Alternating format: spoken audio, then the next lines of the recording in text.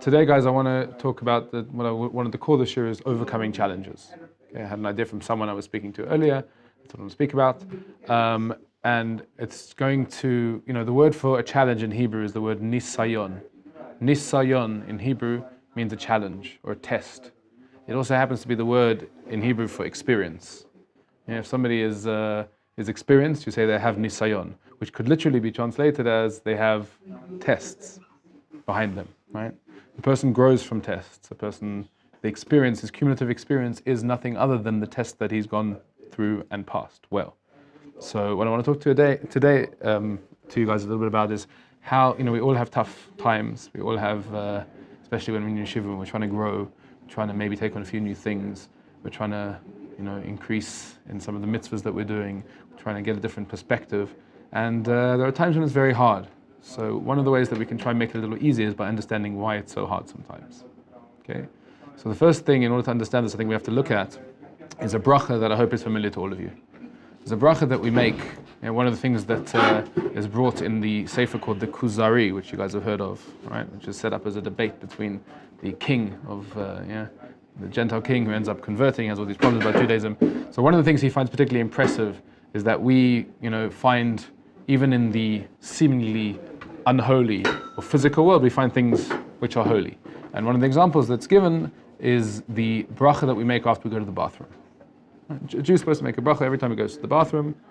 And the bracha is a fairly long bracha, a few lines long, but it ends with the words Roifei chol basar, who heals all flesh. Blessed are you Hashem, Baruch Hashem. Blessed are you Hashem. Whatever blessed means, if you have discussed that it's ridiculous, to think that it means I bless you, God. I bless you, God. You're not blessed, but I bless you. Ridiculous, Talk to me afterwards, we'll try and explain a little bit more of what it really means. But anyway, blessed are you, God, Roifei chol basar, who heals all flesh, and mafli la'asos. Mafli la'asos, literally translated, means who deals wondrously, acts wondrously, does miracles, acts miraculously, something like that. So how would you understand, let's just throw it open to the floor, how would you understand what's the meaning? Someone's just gone to the bathroom and they're saying, thank you Hashem for healing, we understand. If you weren't able to go to the bathroom, it would be a pretty sorry state of affairs. But what's the last two words? Mafli lasos, and who acts wondrously, who acts miraculously. What does it mean? Well, the body is have you guys played the game Mousetrap as a kid with all the little parts? Yeah. Like, that's laughable compared to how complex the body is. It's just like, it works and it's just a functioning miracle. The bathroom prayer is my favorite because I got food poisoning and I was going to the bathroom out of my ears. And so when I prayed that one, I'm glad that my kidneys are okay because I waited a whole day for the doctor to get back to me with my tests to tell me if my kidneys are going to work.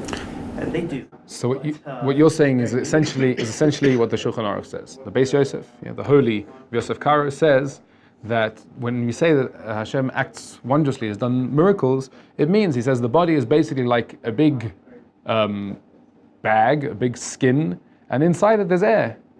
And despite the fact that there are holes, the air doesn't come out. And the whole thing is basically saying what you're saying. The body's so fantastically complex, and yet it works. It sits together. Okay, so that's one possible understanding. Anyone else? I mean, when you finish going to the bathroom, you finish a long line of series of challenges, and not just in the bathroom. I mean, like, to get food, to get to a point where you've eaten, this is the last step of a long process. So, and it's a repeating process, so every day God helps you get through so that you can have this. This is fantastic. This is the next line in the Beis Yosef. You guys are great. Obviously, I don't know, maybe you're a reincarnation of the Beis Yosef. Yeah, the two of you together, right? So the next line in the Beis Yosef, he says something very similar. He says, what's the miraculous thing? That the body somehow is able to separate between the food, the stuff that you need, and the stuff you don't need, right? That's miraculous. Yeah? Have all these complex systems. I'm not a doctor, I'm not a biologist, but I remember enough of high school to remember that it's incredibly complex, and they have all these funny pathways and the feedback loops and all the stuff. It's crazy what happens in there. Mafli la'asos, he's miraculous. The Ramah says a third shot, a third idea of what it means.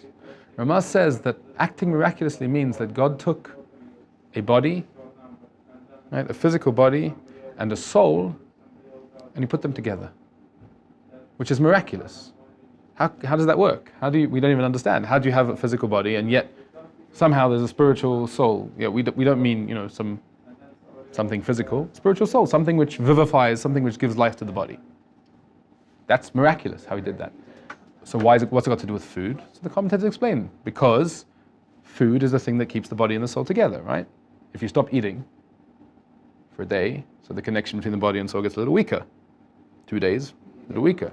3 days, you may faint, after a certain amount of time, I think it's 3 days or 4 days, a person, that disconnection between the body and the soul becomes permanent. Food keeps them together.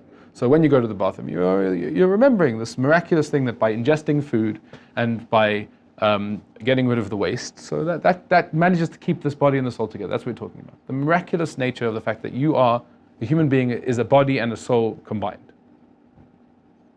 And actually, that is a definition of the human being. Right? It's something that is in all of Judaism, and you see it throughout everything. A human being consists of two forces. They're given many different names. So you may have heard them called Yetzer Tov and Yetzer Hara, called the body and the soul, whatever it is, right? Whatever words you want to use, but it's helpful to think of them as an upward force and a downward force. There's a force which pulls you up, and a force which pulls you down. Right? What's that down? So for convenience, we'll refer to it as the body. Because generally speaking, it's because you have bodily desires. In case you haven't noticed, human being looks a lot like a monkey. It's not accidental. He looks like a monkey. He has the same desires as a monkey in some respects. Right? Going to the bathroom is one of those things. He has to be done. He has to eat. Right? There's the reproductive activities. There are all sorts of things which are basically animal instincts or animal requirements, animal needs, things that we basically share in common with every animal, some of which we have in common with bacteria even. But then there's an extra part to us. The Torah says that first Hashem fashioned man. It says vayitzer. He used the word yatzar, which means to fashion, to make man. He made man. And then only afterwards it says he blew into him. Obviously, this is all a metaphor. A soul, and then man became nefesh chaya. He became a living being, whatever that means.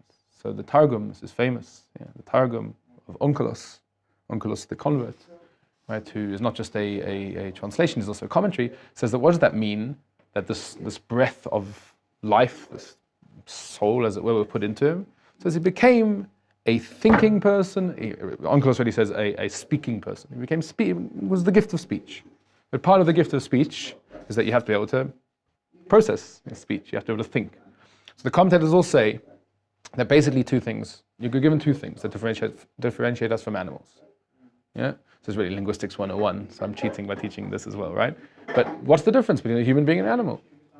The obvious thing is we speak. We can speak. Yeah, they communicate as well, but that's communication. It's not the same as language.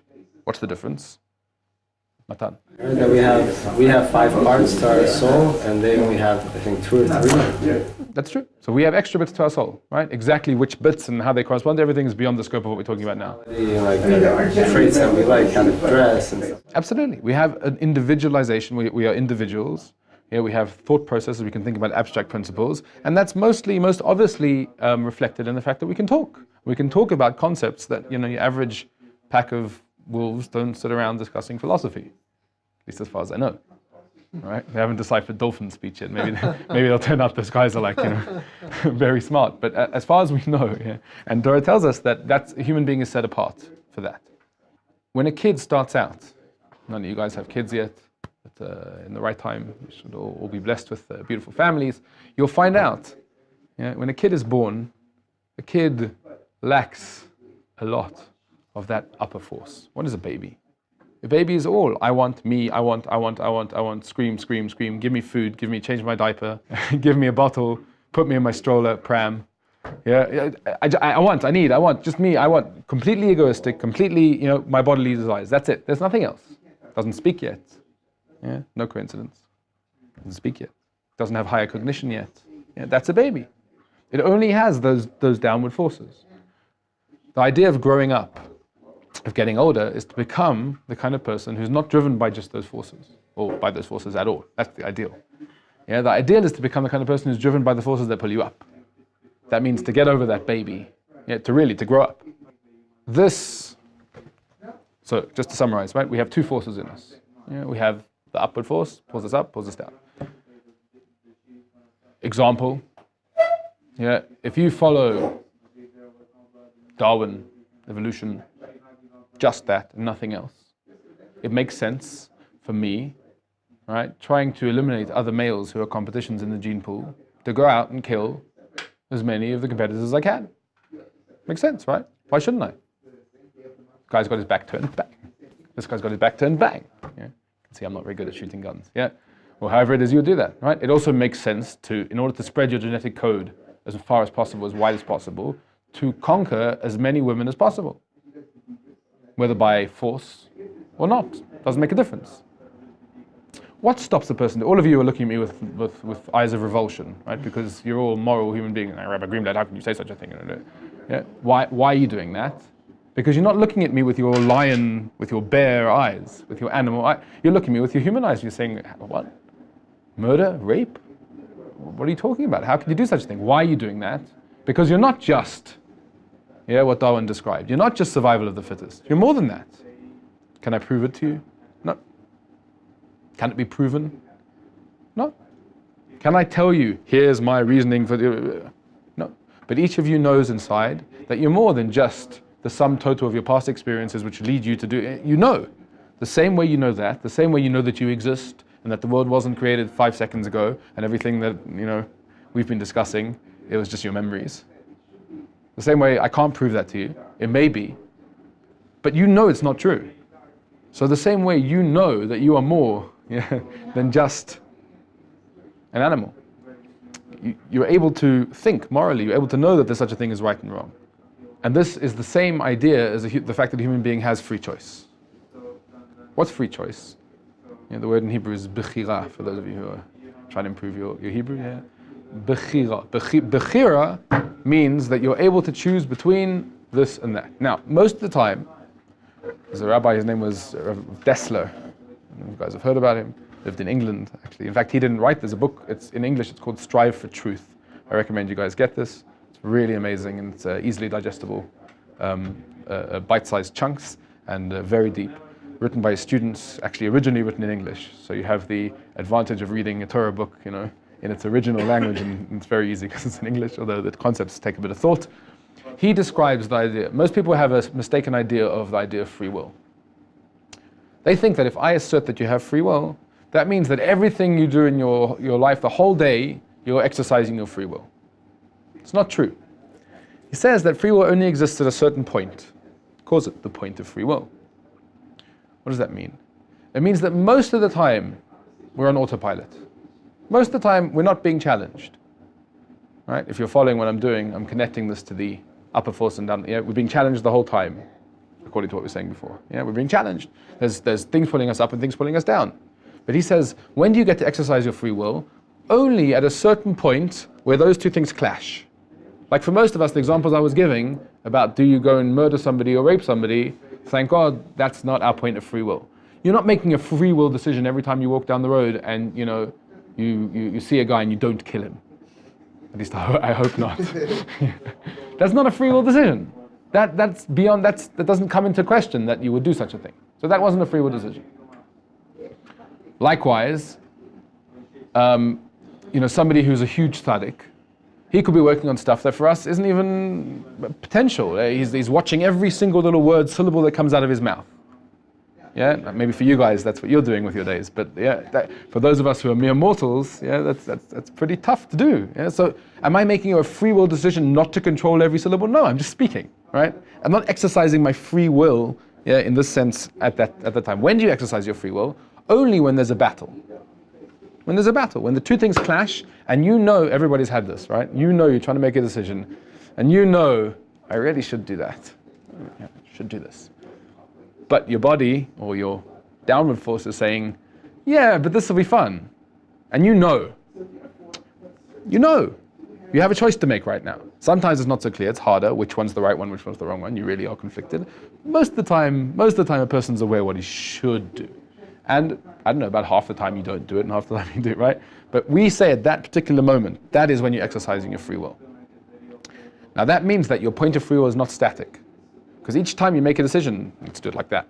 Yeah, if you're holding right here now, and you have a free will decision to make, so that's a critical time. Because if you make the right decision, you go up a peg. And then again, you make up and up and up and up. To the extent that if then a couple of months later, you're confronted with exactly the same decision you had to make down here, that's no longer a free will decision for you. Yeah, a person, let's say, one day he decides he's going to stop eating cheeseburgers. Hey, let's go the whole hog. Bad expression to use here. Then let's say he stops eating non-kosher food. He wants to only eat kosher food, right? So he knows it's 30% more expensive to go to the kosher bagel place for lunch. But he decides he is a hero. He makes a free will decision. From now on, I'm not eating treif. I'm only going to eat kosher. And he does it. And he goes and he spends the extra money. And the first day, yeah, it's tough. The second day, it's also pretty tough. Next day, a little less tough. Next day, a little less tough. Until there comes a certain point where it's not a decision for him anymore. He made the decision already. He moved his will up. That's how a person grows from challenges. Yeah, each little challenge. Why is it hard? Because there's always a force pulling you down, but you can get past it. And we've all had that feeling where there's some things you can't believe that you thought about doing them. But only when you get past them, that's when it becomes clear. It depends on the person's background as well, right? Let's imagine there's a guy who grew up in the projects. Yeah, grew up in some, I'm not going to name neighborhoods, but some neighborhood where you don't want to grow up. Yeah, and all he did his whole life was rob people. Right? That's how he put it. He never went to school, never learned anything apart from how to mug people. That's what he did. That's how he earned money. That's how he did everything. There was never a free will decision for him made whether to mug or not. That's just what he does. So let's imagine the guy one day sees a little old lady. She's 95 years old. She's walking down the road and she has a purse. And he's about to go and mug her, and he suddenly thinks to himself, it's a fragile old lady. Maybe I'll mug that guy instead. And he mugs that guy instead. Could be that guy has just done an amazing act of free will. Now, I'm not saying he did an amazing act by mugging the guy, let's be clear. Yeah, but in terms of his free will development, the same thing, right? Just like we said that the person who decided to eat kosher, yeah, a few weeks later, he may no longer be exercising his free will by choosing to eat kosher. Doesn't mean he's not getting the mitzvah of eating kosher. Of course he is. He's getting the mitzvah. But he's not at that second exercising his free will. He's getting the result of having exercised his free will a couple of weeks ago, right? And all those days since. So that means that mugger may now have become a much better person, as it were, by mugging this guy and not that little old lady. Whereas for you or me, I really hope, yeah, when you see a little old lady, you're not tempted in the least to mug her. Okay, you see how and this is one of the very important things. It says in Ethics of Our Fathers, yeah, a person shouldn't judge another person until he's in his shoes, until he becomes, in his place. That sounds very nice, right? But this is the explanation is what I'm telling you now. The explanation is you can't judge somebody else. You don't know what their challenges are. You don't know where they're holding. You don't know if that was even a free will decision for them. You can't tell, for good or for bad. You don't know.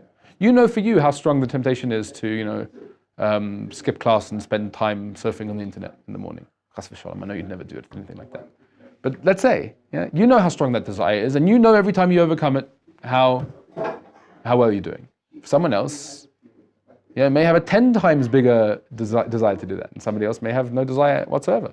He loves the class. He's like, hey, Rabbi Greenblatt's talking. Why would I want to go on the internet? This is much better than the internet. Or yeah, so it depends. Each person, you can't tell. You can't tell what's in another person's head. You can't tell what's in their mind, and therefore it's very important not to judge. A human being's goal in life, everything you do, right, is where this battle is pitched between the upper force and the lower force, pulling you up, pulling you down, to try and look up the whole time. Yeah, there was a philosopher His name was Wittgenstein. Anyone heard of Wittgenstein? So Wittgenstein himself was he was the wrong 3/4 Jewish, so he wasn't Jewish, right? He had 3 out of 4 Jewish grandparents, all 3 wrong ones. Yeah, but he himself, he said that he thought like a Jew. He said, my thoughts are completely those of the Hebrew. He liked the idea of maybe being related to the Jews. So he once said that he thought the task of the philosopher was to teach the fly in the bottle to look up. You ever seen that? You ever seen a fly get stuck in a bottle? They just fly from wall to wall, banging their heads or banging themselves, and just look up. Get yourself in so much trouble, you just forget to look up. So he thought that was the task of philosophy. So I'm going to steal that. I said that's the task of a Jew in the world. Yeah, the task of a Jew in the world is to just remember to look up. You can keep moving up slowly, slow steps. That means that life is a bit like one big, long spiritual workout. It's a bit like going to the gym. See some seasoned gym veterans over here. When you go to the gym and you want to build muscles, so what do? You need resistance. You need resistance. What's that? What's that resistance? That's the downward force, right? It's the force pulling you in the wrong direction. You want to pull it up. Pull it up. Now, if the resistance is too low, so then you're not going to build any muscle because it's just too easy just doing that. You build a tiny amount maybe, but no more than just like walking around. Yeah? If the resistance is far too high, you're not doing anything because you can't lift the weight. So that's the same thing. There's some challenges in life that are just too much. You're not gonna get there. Could you get there one day? Yeah. If you spend years and years and years lifting and getting a little higher, a little bigger, and a little bigger, and a little bigger until you look like one of those guys in the bodybuilding competitions. Yeah. So then one day you might lift that weight. So our tzaddikim, our leaders, our people that we have the most respect for, our big rabbis, they're the people who are the spiritual bodybuilders. They're the people who have been working on themselves for so long that if you knew how to see spiritual muscles, they'd look like those guys in bodybuilding competitions. Yeah, so therefore when they pick up these crazy weights, so we can't understand how they could do such a thing. There's one of my favorite stories. It's told all the time about Rav Moshe Feinstein. I'm sure you guys have heard the story, but I'm going to tell it again because it's unbelievable. So just to understand the level that a person can be at. They say that he was being given a ride, and he got into the back of a car, and a little boy closed the door, and the driver drove off. Right? And a few minutes later, as they got around the block, Rav Moshe told the driver, "Could you just stop a second, please?" So he pulled over, and Rav Moshe opened the door and took his hand out from between the door and the car. His hand had been closed in the catch of the door, and it was bleeding. And why didn't he scream out? Why didn't he scream out when originally it happened? So he said, or they said in his name, that he didn't want to embarrass the boy who closed the door. Can you imagine? The boy would have been so embarrassed. Closing the door in the big rabbi's hand, it's embarrassing. So he kept quiet. I mean, for most of us, that's a ridiculous story. It's ridiculous. They tell that story, it's supposed to be inspirational. It's not inspirational. I mean, you just look, you're like, what? Really? That's possible? It's not possible. Because it's like being at the highest spirit. Exactly. Your spirit thinks before your body. Yeah. Before your actions. So that is a spiritual bodybuilder. That's somebody who is so spiritually sensitive that he can do such a thing. So we look at it as like, the same way you look at these guys lifting those weights, and you think, nobody can lift that weight. It's ridiculous. But you can.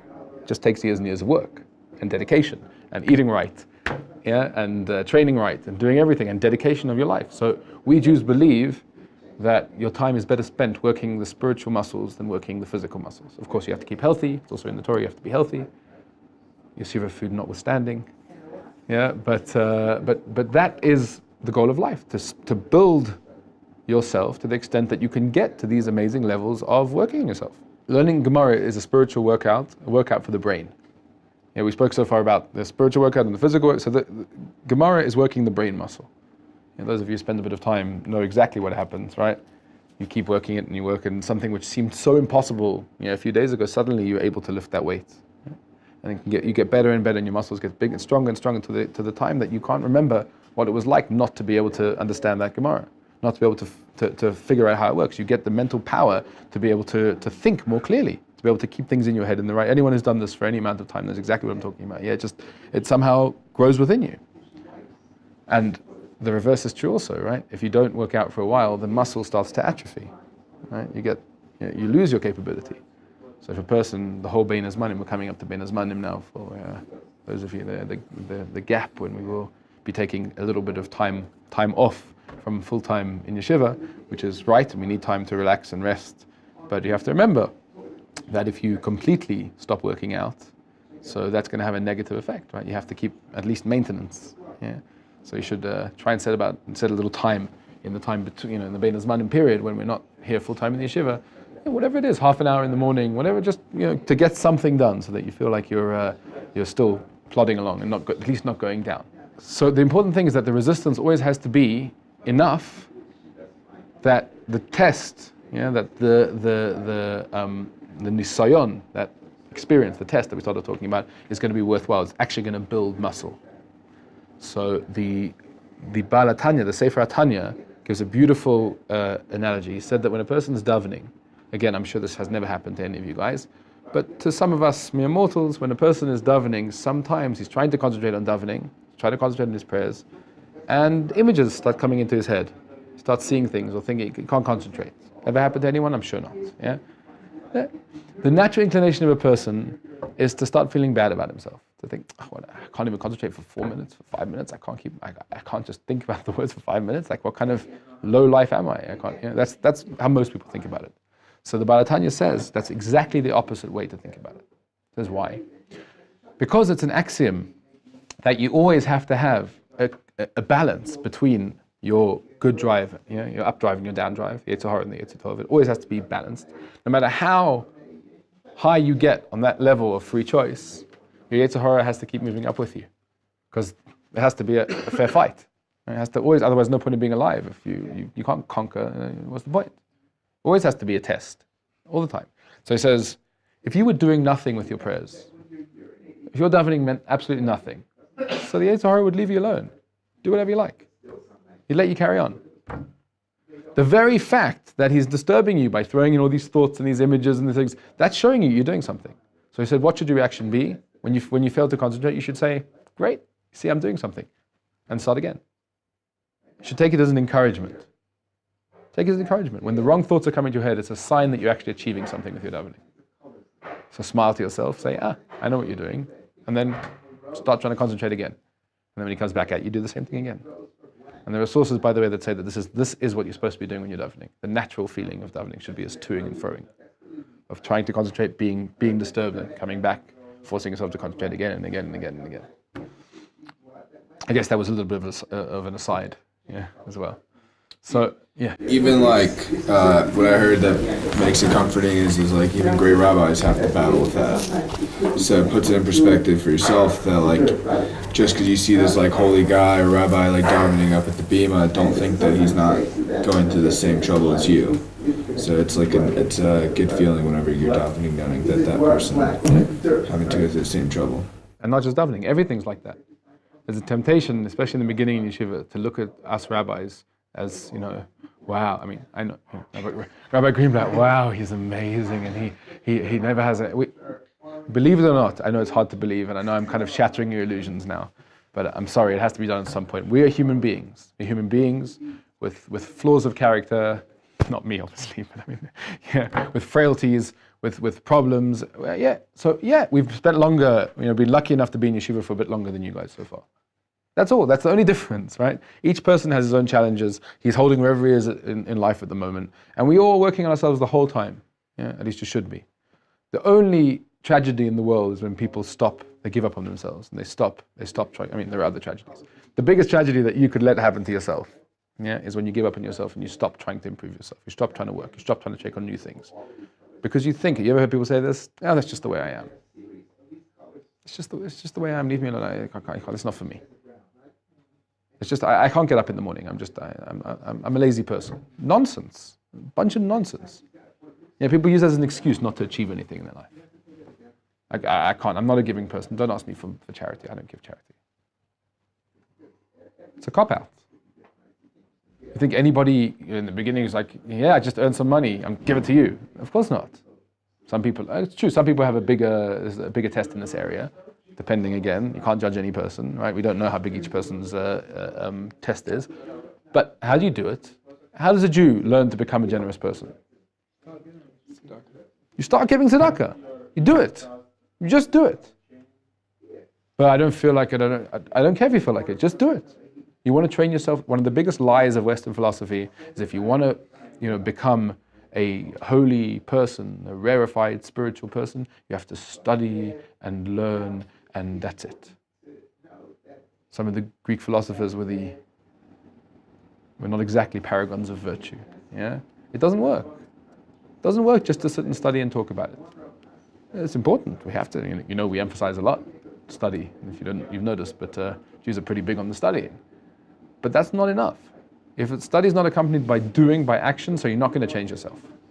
Because words are just words. The words can inspire you to change yourself, to become better. But that's how you do it. Nisayon, tests. Test is the same word as experience in Hebrew. When you go through a test, when I say a person is experienced, I'm looking for a person who has experience in a certain job, in a certain area. That means he's been through hard times and he's overcome them. An experienced person who's been through a nisayon, who's been through an ordeal and come out on top. What are those ordeals? So we said they are always, I'd say always, the meeting point between the force which pulls you up and the force which pulls you down. Very often you'll even know which one's which. Yeah? That's the miracle that Hashem made us creatures that are animals, but also at the same time spiritual. We have this conflict, and that's why human beings spend a lot of the time conflicted as well. We have these things pulling us in opposite directions. A test comes when those two things happen to be equally balanced. That we call a free will point. And that's when you have a chance to move up, or chas v'shalom move the other way.